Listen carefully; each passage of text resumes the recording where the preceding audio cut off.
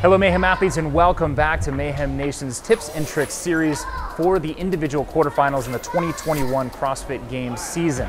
We've already covered events number 1 and number 2 in a separate video. This video will focus on tests number 3 and number 4.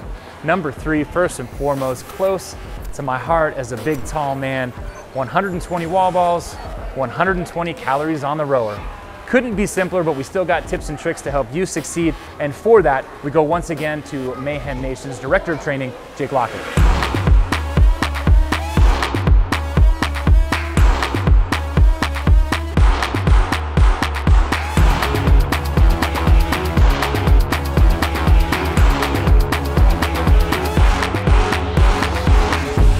Test 3, 120 wall balls, 120 calories row.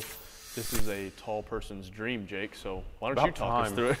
What do you mean about time? We did this in the Open 2 years ago. Shut up. It's the same workout. Crushes me. No, give me a break. I have a for all of it. Cry about it. This is not made for me. Let's go play real sport. But wall ball row. So 120 wall balls. We're talking about it. No one's tested yes for us, unfortunately. We think if you want a world-class time, you need to go unbroken. Get on that rower. The first 60 to 90 seconds are going to hurt bad, but you're always moving on the rower so you can settle in that pace.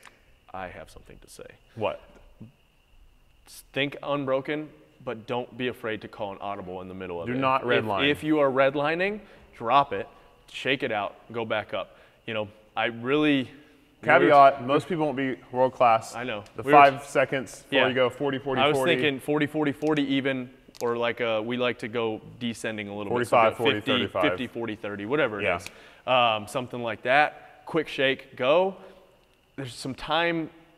It really depends on how you are at rowing and if you can recover in a little bit.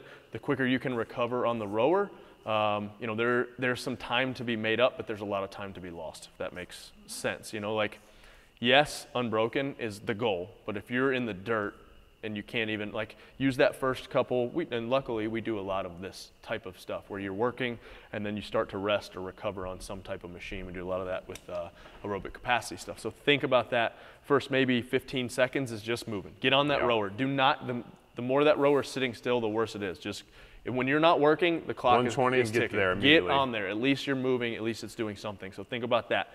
And you're also helping yourself in the fact that you're starting to push some of that lactic acid and move some of that stuff around. Because the more you sit still, the more that stuff pools. So get moving. I really think it's just, the name of the game is move the whole time. Limit breaks if you have to break, and then get on that rower as fast as you can, and then find a comfortable pace. And then once you get to, you know, 40 cals in, try to start pick it up a little bit. It's gonna hurt. Like, there's no way around it. That's one of those that, like, some of these, you get the butterflies because it's gonna, you got to go fast. This one, you get the butterflies because it's going to hurt. And there's no way around it. Last 2 minutes the rower. So dudes, you go 20 cals a minute. You're going to finish, what's that, 6 minutes, maybe faster if you pick up some speed at the end, 5:30. Ladies, what's a good goal for them on the 120 cal row? I'm sorry, for the whole time? For the just row portion.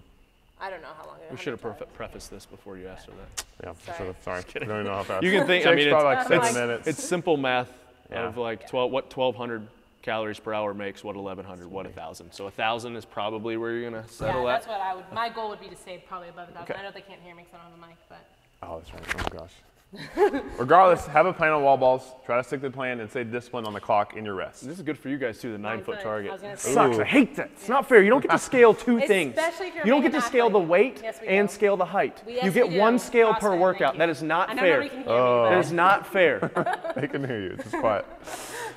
You should have to do a 20-pound ball to 9 feet. Nope. Yes. We're going. You don't get 2 scales. 14-pound ball to 9-foot target. Equal pay, equal reps, equal weight. How do you feel about the cycle on this one? Do you think it matters?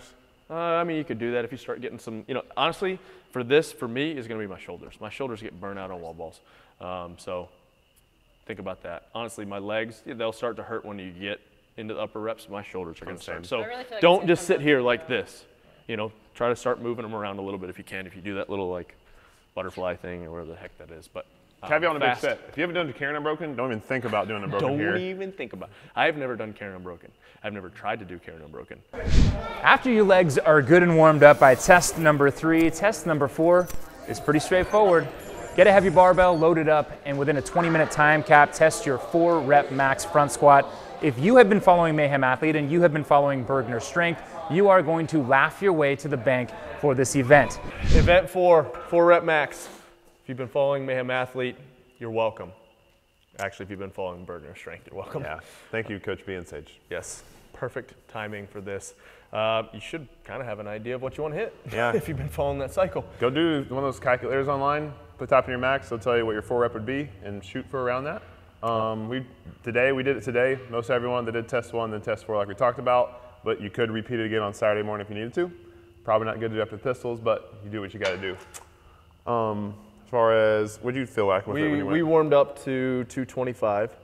And his max is like 410-ish. Yeah, 410, 415 probably.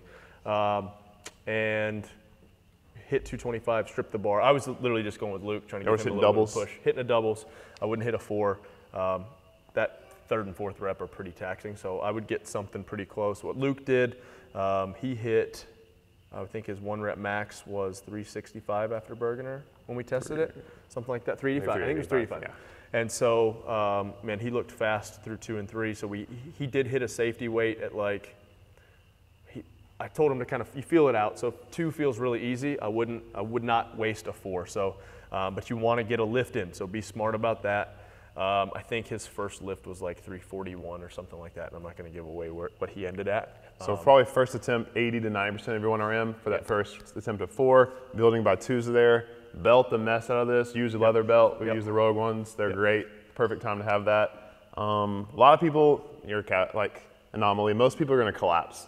And in training, we don't want to collapse, but this is competition. So if you're going to bad form, it's okay. This is the one time. Like max out, get your max. Be as clean as you can and efficient, but that's probably you're going to lose at your elbows. Yep. I mean, your legs might, but yeah, it's going to be mostly your core, your upper back, your thoracic probably is where you're going to give way, and that's what's going to happen is it's just going to get too far in front. So really think about keeping that chest tall, brace that core. You know, the more upright you can be, the better off, better bar placement that is. The more center to midline. I mean, that's why we can back squat more than we can front squat most of the time, not all the time, but sometimes. And then it seemed like reps 1 and 2 were a little bit smoother, a little bit quicker.